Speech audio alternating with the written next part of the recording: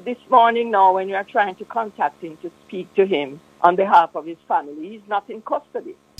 He was actually uncuffed, but after the collision, he was actually still in the vehicle, so they had to call in the fire department. So when they came in order to release him from the car, they asked the police officers to remove the handcuffs. Welcome. If you're new via here, be sure to click the subscribe button and also click the bell icon so that you'll be notified about videos uploaded from this channel. The topics that we'll be discussing today: old pastor still alive, says church members, plus his lawyer filing lawsuit.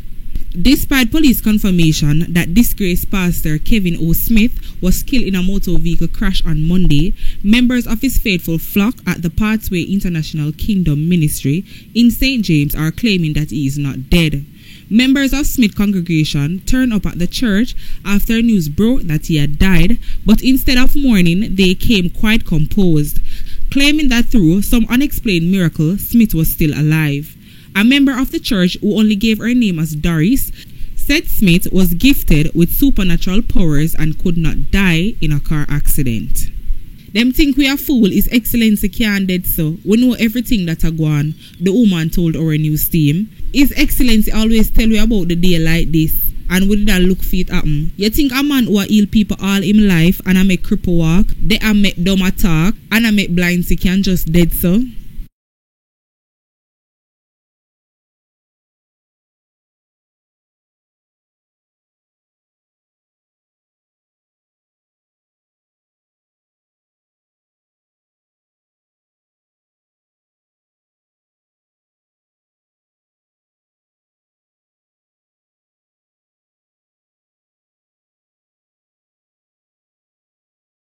Now viewers and subscribers, make me hear what Stephanie Lindsay had to say in relation to why the pastor wasn't wearing an handcuff and why them never take the highway.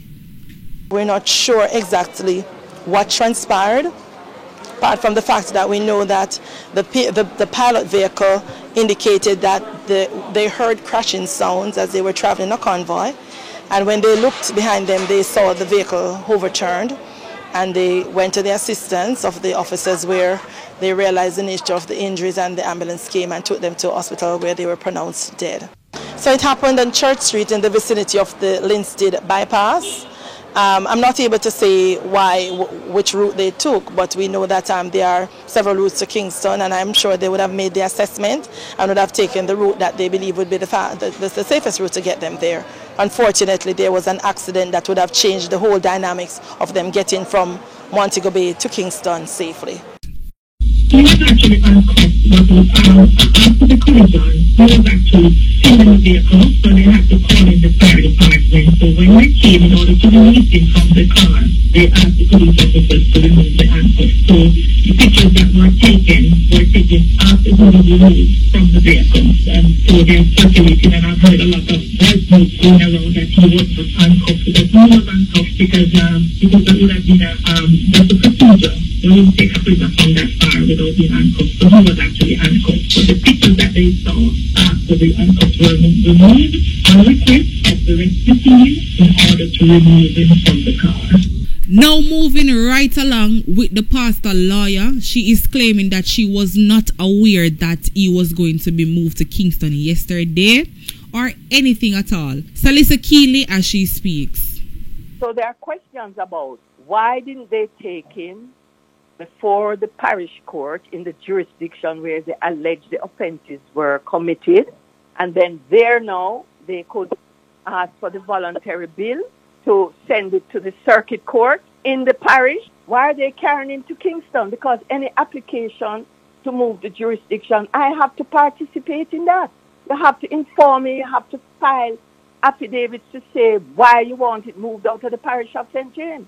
Everything that is happening is very curious and certainly not what usually happens, and the family is concerned about it.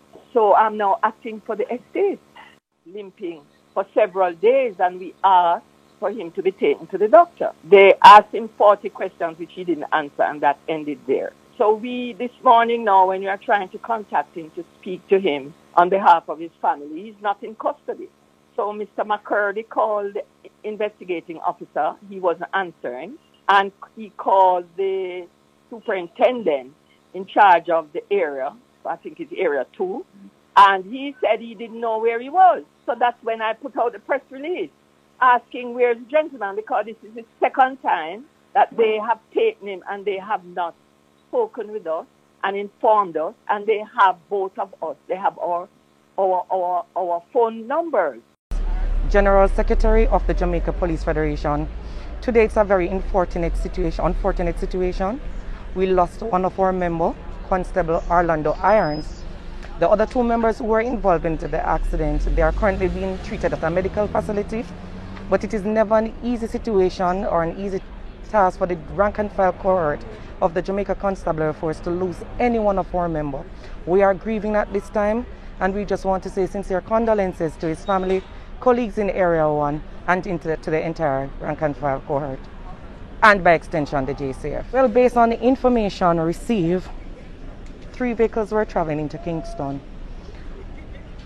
2 vehicles were in front. The vehicle that Constable Irons was in overturned. The information is sketchy at this time. We don't have much information. You know, I had to look at him. I mean, I stopped by my sister house because it's just 2 of us that are here in Jamaica. All the rest are sisters, and my brother, who is his father, is overseas. And I said to my brother, I'm going over Spanish Town, and I went in there a while ago and I looked at him and I closed his eyes and him opened back his eyes and I closed it again and I said, Lando, close your eyes. But I figure I want to see him father, so I guess him coming on the next plane tomorrow, but he opened back his eyes. So I'm not sure. I know he's with his grandmother, they're very close, which is my mother.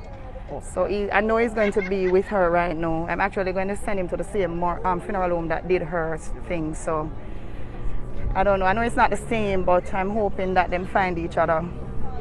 It's that I'm trying to find comfort in myself that they'll find each other and be comfortable. But they're very close. They were very, very close before she died. Very, very close. You said Lando was a good person. He was a great person. Like I mean, everybody have them issues, but you don't know his issues because he's such a great person. Everybody gets along well with him in the community. It's crazy. You're saying? I said Lando, he was a community person. He gets along with everybody in the community.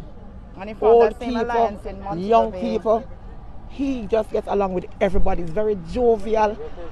You know, kind anywhere. You just, as you see Lando, he's a big smile. He never comes to town and come unless him come to my office. Auntie be downstairs. Everybody loves Lando in the community. Nobody has anything bad to say about him. He made himself loved. He was that type of person. He's not selfish. You know, he was that type of person. He wasn't selfish. And he's very close knitted with his family. Very close knitted.